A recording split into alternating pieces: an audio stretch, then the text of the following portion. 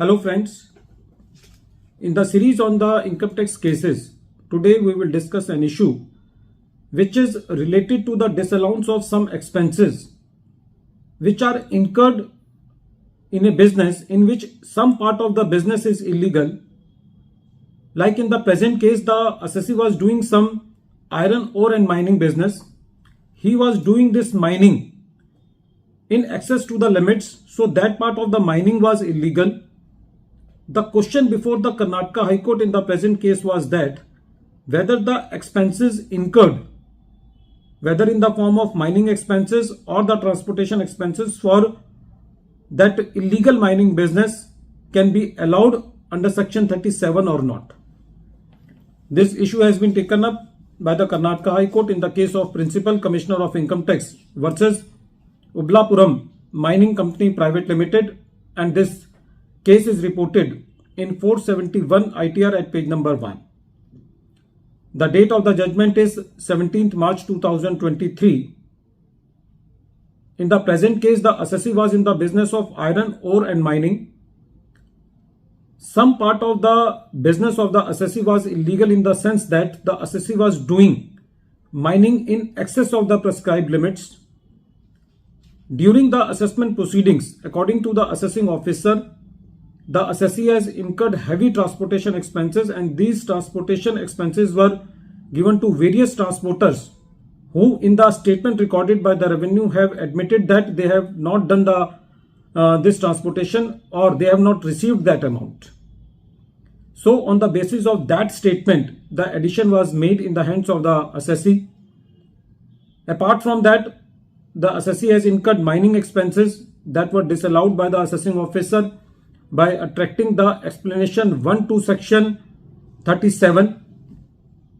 According to the assessing officer, these are not for the business purposes and they are in the nature of some violation of the provisions of the Act. And the third addition was in relation to the use of the helicopter by the director of the company, who was also a minister of state, and the allegation of the assessing officer was that that helicopter was used for personal purposes during the election times, so the expenses should be disallowed. So accordingly, the AO made the disallowances. When this matter came before the CIT appeal, the CIT appeal also upheld the order of the assessing officer. So when this matter was heard by the tribunal said that in the present case, the transportation expenses cannot be disallowed because the copy of the statement has not been provided to the assessee, and the assessee has also not been provided the opportunity of cross-examining those transporters on whose statement the assessing officer is relying. The tribunal said that in the present case, as far as the mining expenses on the illegal mining are concerned, those expenses are also allowed, and in respect of those expenses, explanation 1 to section 37 is not attracted because these are not illegal expenses. The tribunal said that in the present case, the expenses could not be considered as an offence or prohibited by law in itself. According to the tribunal, it was not a penalty for some illegal mining. So the tribunal gave the relief to the assessee as far as these additions were concerned, and when this matter was carried by the department to the High Court said that the appeal cannot be entertained because in the present case, the revenue is not able to substantiate that the substantial question of law is involved in the present appeal. The court said that in the present case, if we read the provisions of section 260A, which talks about the appeal to the High Court, then section 260A should be read with section 100 of the Civil Procedure Code, and the provisions of section 100 of the Civil Procedure Code will apply in the case of appeals which are filed in the High Court in respect of income tax proceedings. If we read section 100 of the Civil Procedure Code and section 260A, then in both the sections, the substantial question of law is not defined. So we have to rely on the judgment of Supreme Court, which has been reported in 251 ITR at page number 84, and which was decided in 2001. The name of the case is Santosh Hajari versus Purushottam Tiwari.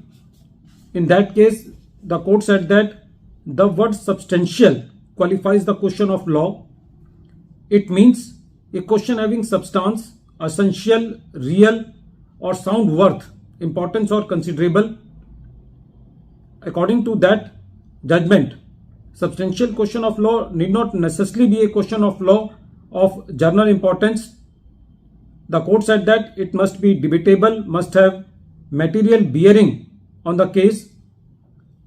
When some judgment has been given which is based on no evidence, then it can be said that the substantial question of law is involved.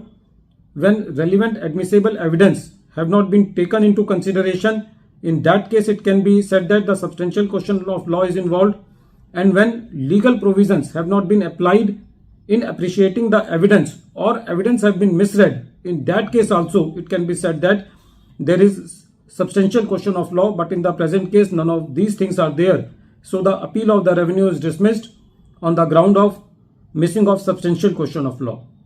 At the end of this video, once again I am repeating the name of the case. The name of the case is Principal Commissioner of Income Tax versus Ubulapuram Mining Company Private Limited, and this case is reported in 471 ITR at page number 1, and the date of the judgment is 17th March 2023.